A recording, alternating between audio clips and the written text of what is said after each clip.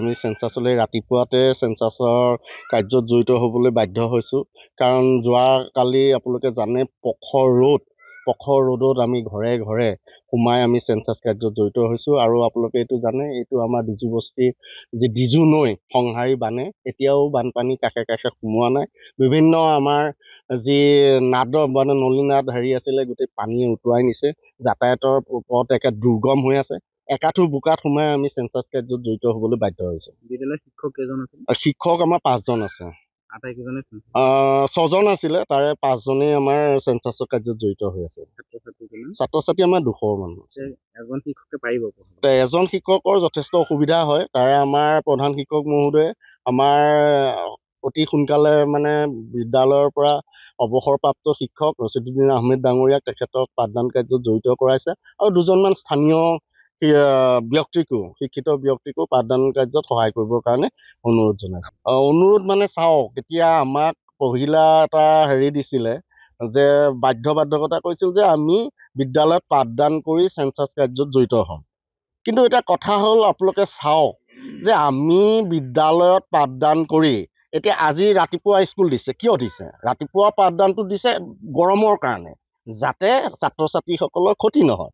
অকল শিশুৰে যে দেহটো আছে নহয়, শিক্ষকৰো দেহ এটা আছে, শৰীৰ এটা আছে। এই প্ৰচণ্ড ৰ'দত আপুনি বিদ্যালয়তলৈকে আপুনি 12 বজালৈকে আপুনি পাঠদান কৰিলে, সেই প্ৰচণ্ড ৰ'দ মূৰত লৈ আকৌ ঘৰে ঘৰে এই প্ৰচণ্ড ৰ'দত আপুনি এই বানপীড়িত অঞ্চলত একাঠু বোকাত সোমাই কেনেকৈ চেঞ্চাছ কাৰ্যত জড়িত হ'ব?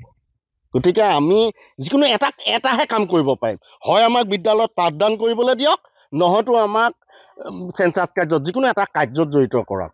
বহু বিভাগো আছে তেনেদৰে দিব পাৰি। হয়, এতিয়া চাওক, এতিয়া বহু বিভাগ আছে মানে এইটো ক'বলৈ মানে হয় যে তেওঁলোকৰ কিন্তু অফিচৰ পৰা বৰ বিশেষ কাম নাথাকে, আমি দেখা পাওঁ। কিন্তু তেওঁলোকক যদি এনেকৈ চেঞ্চাছ কাৰ্যত জড়িত কৰায়, তেতিয়াহ'লে আমাৰ শিশুসকলেও আমাৰ যি শিক্ষাৰ ক্ষেত্ৰত ক্ষতি, সেই ক্ষতিৰ পৰা ৰেহাই পাব। আৰু আমিও চাওক, এতিয়া বিভিন্ন কাম, চেঞ্চাছ হওক, ইলেকশ্যন হওক, এটা কাম ওলালে কিন্তু শিক্ষকসকল, আৰু কিবা এটা বেলেগ ওলালেও বদনাম কিন্তু শিক্ষকসকলৰে হয়, সদনাম কিন্তু আজিলৈকে হোৱা নাই। গতিকে শিক্ষকসকলক প্ৰতিটো কামতেই যে শিক্ষকসকলকে দিব লাগিব সেইটো নহয়। শিশুৰ ভৱিষ্যত যদি নিৰ্ধাৰণ কৰিবলৈ লৈছে, তেতিয়াহ'লে শিক্ষকক কিছু কামৰ পৰা বিৰত ৰাখিব লাগিব। সেইটো মোৰ চৰকাৰৰ ফালে অনুৰোধ থাকিল। আৰু এতিয়া আমি বাধ্য, কাৰণ আমি বিভাগত কাম কৰি আছোঁ। আমাক যিটো দায়িত্ব দিব আমি সেইটো কাম কৰিবলৈ বাধ্য। এতিয়া দেখিছে আমি ৰাতিপুৱা হাৱাই চেণ্ডেল পিন্ধি এই বোকা গছকি সেই ঘৰে ঘৰে আহিছোঁ। ৰাতি প্ৰচণ্ড বৰষুণ, এতিয়াও কিনকিনাই আছে, এই ঘৰে ঘৰে আহিছোঁ।